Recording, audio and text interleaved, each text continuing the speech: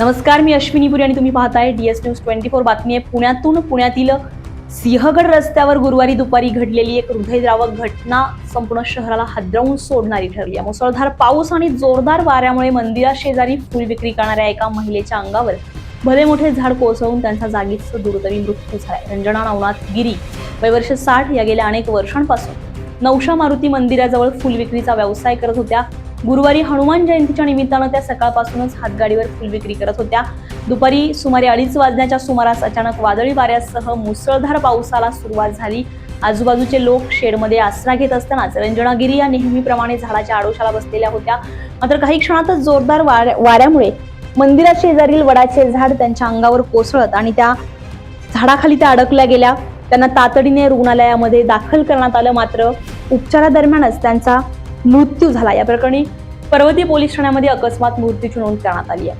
गेल्या 15 ते 20 वर्षांपासून उन्हामध्ये पावसामध्ये सावली देणारे हेच झाड आज त्यांच्या मृत्यूस कारणीभूत ठरल्यामुळे परिसरात हळहळ व्यक्त होते. त्यांच्या पश्चात पत्नी, 3 मुलगे आणि 1 मुलगी असा परिवार आहे.